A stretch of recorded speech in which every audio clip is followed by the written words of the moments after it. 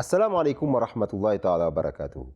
Comme nous l'avons vu lors de notre précédente vidéo, la compréhension strictement littérale des prophéties réduit en miettes le concept de la croyance de la venue d'un Messie. Or, c'est une croyance essentielle dans le monde des religions, dans la mesure où toutes les religions parlent d'une manière ou d'une autre de la venue d'un Messie.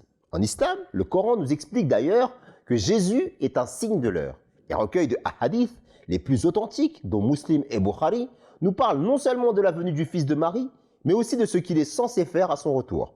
Le messager d'Allah, sallallahu alayhi wa sallam, a dit « Comment serez-vous quand le fils de Marie, c'est-à-dire Jésus, descendra parmi vous et que votre imam sera parmi vous ?» Il dit encore, sallallahu alayhi wa sallam, « Par celui entre les mains duquel est mon âme, le fils de Marie descendra bientôt parmi vous, comme un juste dirigeant, et brisera la croix et tuera le porc. » Si ces paroles ne sont pas des fables ou des légendes à raconter pour bercer les enfants, que recèlent-elles comme message caché? La réponse peut être trouvée en analysant le style utilisé par notre bien-aimé prophète Muhammad sallallahu alayhi wa sallam pour annoncer la venue du Messie. Il ne dit pas seulement qu'il va venir, il interpelle les musulmans sur comment ces derniers vont l'accueillir. Vont-ils le reconnaître et l'accepter? Ou vont-ils le rejeter et le combattre comme ceux chez qui il est apparu la première fois?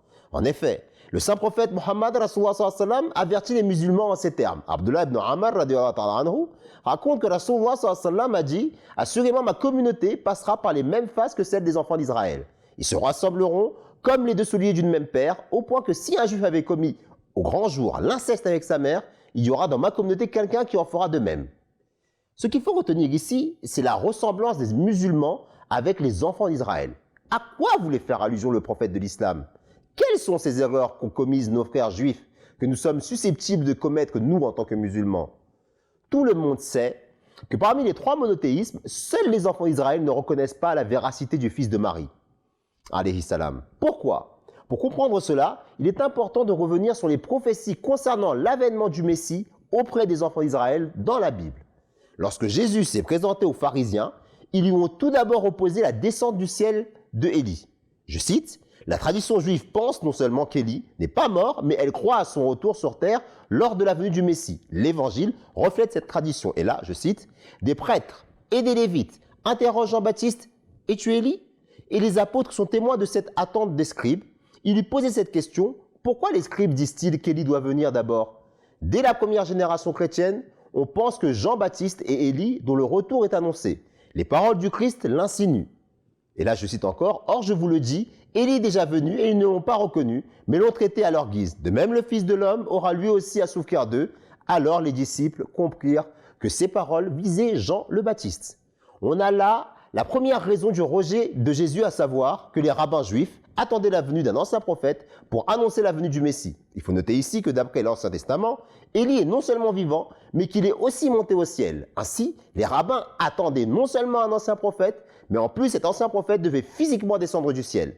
La deuxième objection qui fut soulevée contre Jésus était que le Messie attendu avait pour mission de restaurer le royaume davidique dans son antique et première souveraineté, alors que Jésus, alayhi salam, n'avait aucune armée, aucune puissance politique pour contester la suprématie romaine. À ces deux objections, Aïssa, Jésus, alayhi salam, leur répondu qu'il n'avait pas compris ces prophéties. En réalité, Élie n'était jamais censé venir physiquement, puisqu'il n'est jamais monté au ciel. C'était un prophète véridique et que sa venue s'était accomplie en Jean-Baptiste, le prophète Yahya en islam. Par ailleurs, il expliqua aux rabbins que le royaume promis n'était pas physique, mais bien spirituel. Pour résumer donc, lors de sa première venue, le Messie fut rejeté par ses contemporains car la descente physique du ciel d'un homme et le retour d'un passé royal glorieux ne s'étaient pas accomplis en sa personne, et c'est ce qui lui a valu in fine de se faire emprisonner et torturer sur la croix. À ce stade, il est intéressant de noter que l'histoire se répète. De même que les enfants d'Israël sont convaincus encore aujourd'hui que Élie n'est pas mort, mais vit au ciel. De même, bon nombre de musulmans sont persuadés que Jésus vit depuis 2020 ans au ciel et qu'il doit descendre à la fin des temps. Comme les Juifs, ils croient qu'un homme a été enlevé au ciel physiquement et qu'il doit revenir sur terre physiquement pour annoncer le retour d'un passé politique glorieux. Mais qu'en est-il en réalité? Est-ce que Jésus, à l'instar d'un demi-dieu, est vivant au ciel?